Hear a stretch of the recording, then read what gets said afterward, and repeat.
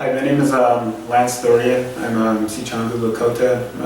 I'm from the Rosebud Reservation. I work for the Rosebud Sioux Tribe at the Sichangu Yate Land Office. I also work for the BIA as a Type 2 Wildland Fire Fighter.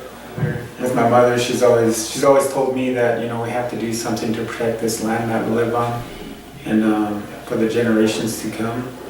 So it started out as like whenever I first started thinking about environmental activism and protecting Mother Earth, I always thought there would be a lot of people out there doing these things. And whenever I got out there and actually started going to the marches and stuff, and I found out there was just a handful of us. Out of all the people that live on our reservation, there's only just a handful of us that will go out there and kind of put ourselves out there and go to these events and stand up for the people pretty much. And I started out fighting pipelines, or fighting this KXL pipeline back in 2014. I think I remember the day. It was June 3rd, 2014 is the day I started in this fight against the KXL pipeline. I remember that day so specifically because the day I met one of my good friends. He passed away since then. His name was Keith Fielder.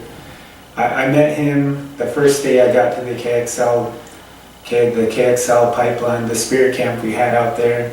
And I remember I got there in my car, and it was maybe about 5 in the morning whenever I got there, 4:30 in the morning whenever I got to the spiritual camp. And I remember falling asleep in my car. And I woke up and there was this guy knocking on my window and looking at me, and it turned out to be Keith Fielder. He turned out to be a really good friend of mine. I remember the thoughts of my first day. I was out there. I didn't know anybody out there because this is before I knew anybody like that. Everybody that I know now and that I work with at the Rosebud Sioux Tribe, I didn't know them back in 2014. I was just a stranger. But I remember that first day that one of the things that happened that day that set me on this path was I was out there. I was like, what am I doing out here? And it was just in the middle of June. It was kind of hot. I was out there in the middle of a cornfield. And I remember there's these two little whirlwinds that came up from a distance. You could see them from a long ways off. And it was just small ones. They weren't these big gusty things that blow around. They were just two small ones. And they came from the east, and they just kept on. I could see them come from a long distance, and then they came towards me, and I was standing at the edge of the camp, and they came right up to me, and they're kind of just dancing around each other. Just these two little whirlwinds.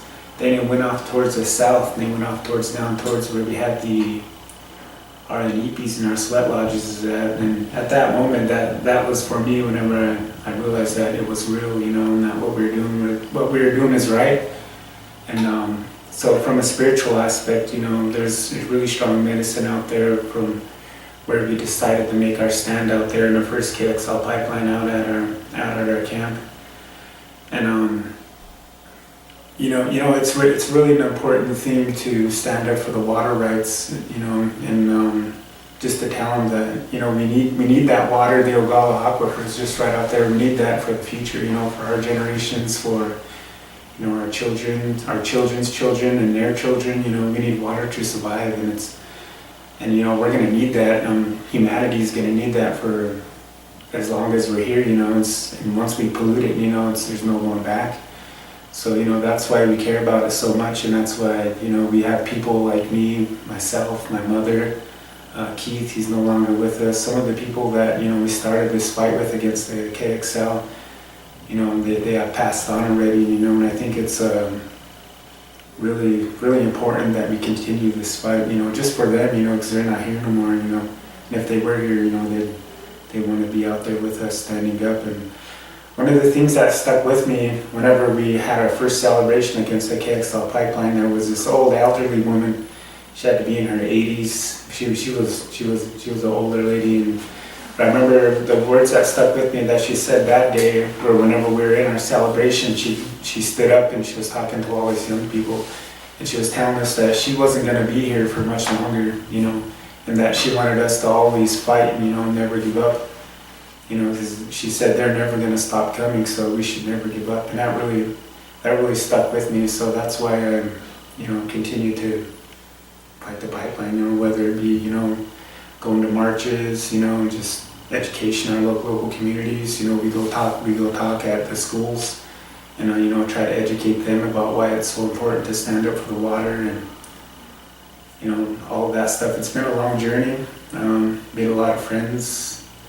Been doing it for a while now. You know, been up to Standing Rock a bunch of times. You know, got my brothers involved. You know, my little brother, he's a pretty big activist too. And my mother, she's the one that got me involved in that. So, like to thank everybody, you know, that's come out and supporting us in our journey. You know, because it's not just a Native American battle. You know, it's a battle for, you know, humanity. You know, for everybody. Everybody needs water to survive, and it's, you know, it's really important that we protect it and stand up. You know, these companies that just come through for profit, you know, and they have no moral grounds or no moral standing, you know, and you know, they don't care, you know, they just want money. It's just greed, and you know, I don't know, they just don't care.